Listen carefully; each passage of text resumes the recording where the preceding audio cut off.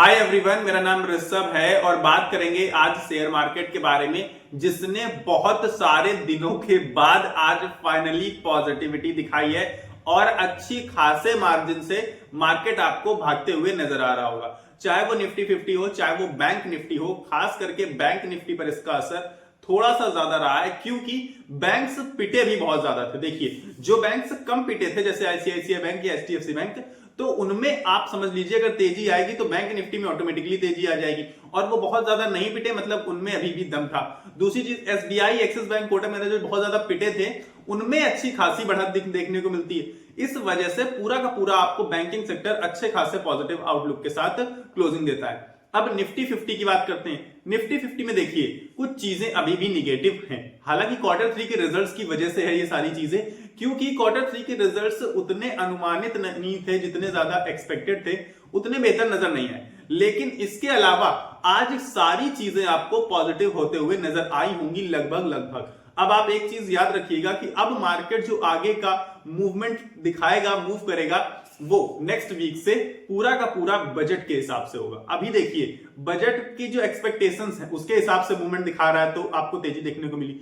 लेकिन जब budget announce हो जाएगा 1 तारीख को, इसके बाद पूरा का पूरा उस बजट पर डिपेंड करता है मार्केट की मार्केट किस तरफ अपना रुख रखेगा, कि मार्केट आगे भागेगा या फिर अभी मार्केट और गिरावट दिखा सकता है। ये चीज आपको ध्यान में रख के इन्वेस्टमेंट करनी चाहिए कि आगे बजट पर बहुत कुछ डिपेंड करने वाला है। तो अभी मैं इन्वेस्टमेंट से बचने की सलाह दूंगा इनफैक्ट, लेकिन अगर कुछ पॉजिटिव होता है तो आप कहेंगे कि आपने बजट से बचने, आपने जो था इन्वेस्टमेंट उससे बचने की सलाह दी थी। इसलिए मैं आपसे कहूंगा कि इन्वेस्टमेंट आप कर सकते हैं, लेकिन आप पूरा इन्वेस्टमेंट मत करिएगा, थोड़ा थोड़ा इन्वेस्टमेंट ही करिएगा, ताकि अगर बजट निगेटिव भी लगता है या मार्केट उसे निगेटिव लेता है तो भी आपके पास एवरेज करने के लिए पैसे बचे होंगे।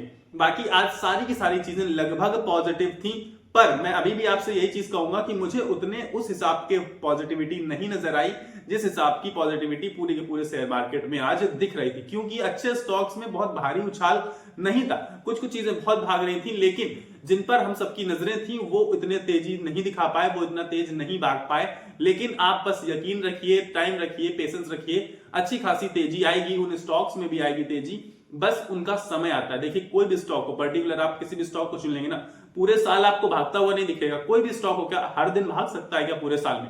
लेकिन पूरे साल में वो 15-20 दिन भागेगा और उतने में ही आपका पूरे साल का एवरेज कवर करके दे देता है। ये खासियत होती है अच्छे स्टॉक्स की। बाकी आज मार्केट में पॉजिटिविटी थी तो ये बहुत अच्छी चीज है। मार्केट ने आज मान लीजिए बहुत दिन के बाद जो निगेटिविटी चल रही थी उसे खत्म करके आज ठीक ठाक पॉजिटिविटी दिखाई है, जो कि एक अच्छी चीज है। तो अब आपको क्या करना है, मैं ये नहीं कह रहा हूं कि मार्केट यहां से भागता चला जाएगा। मुझे तो अभी भी लग रहा है कि मार्केट अभी और गिरावट दिखा सकता है, क्योंकि कुछ भी अनुमानित नहीं है।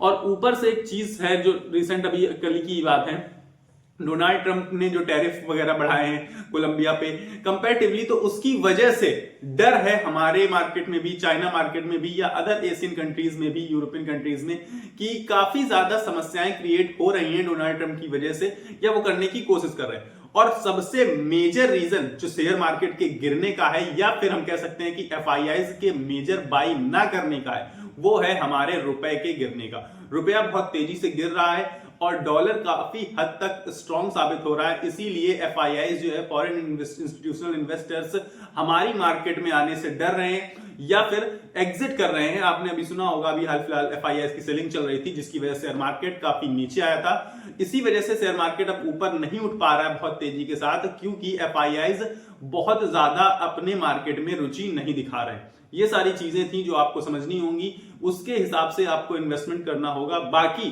अच्छे स्टॉक्स में आप इन्वेस्टमेंट अपॉर्चुनिटी तलाश सकते हैं, क्योंकि बहुत सारे ऐसे स्टॉक्स हैं जिनमें बेहतर अपॉर्चुनिटी दिख रही है, नजर आ रही है, और 40 से 50% तक के रिटर्न्स आपको मिलते हुए नजर आ रहे हैं आगे इन फ्यूचर में। तो आप उनमें अच्छे खासे तरीके से आप बाइंग अपॉर्चुनिटी तलाशिए, ढूंढिए, एनालिसिस करिए, अपनी खुद की भी एनालिसिस करिए। बल्कि आप सिर्फ और सिर्फ मेरे कहने पर या किसी कहने पर स्टॉक खरीदा मत करिए, आप उन स्टॉक्स को वॉच लिस्ट में रखा करिए, फिर उसमें एनालिसिस किया करिए, देखा करिए कि इसने क्या रिटर्न दिए, कितने दिए, इसके फंडामेंटल्स कैसे हैं। काफी सारी चीजों पर नजर रखने के बाद आपको इन्वेस्टमेंट करनी चाहिए। बाकी मार्केट पॉजिटिव था तो काफी सारे लोगों ने मतलब इन्वेस्टमेंट की शुरुआत ऑलरेडी कर दी है, तो आप भी देर मत करिएगा। लेकिन पूरा पैसा बिल्कुल मत लगाइएगा, थोड़ा थोड़ा करके इन्वेस्टमेंट करिएगा और अच्छे फंडामेंटल्स वाले अच्छे स्टॉक्स पकड़िएगा, ताकि अगर मार्केट और भी गिरता है तो आपको पैनिक होने की या फिर डरने की कोई जरूरत ना रहे। फिलहाल मेरे पास इस वीडियो में इतना ही है। अगर आपको वीडियो पसंद आए तो वीडियो को लाइक कर देना, चैनल को सब्सक्राइब करके मेरे साथ जुड़ जाइएगा, ताकि मुझे भी आप सबका सपोर्ट मिल सके। और आपको अपनी सेहत का ख्याल रखना है। स्वस्थ रहिए, मस्त रहिए। नमस्कार, धन्यवाद।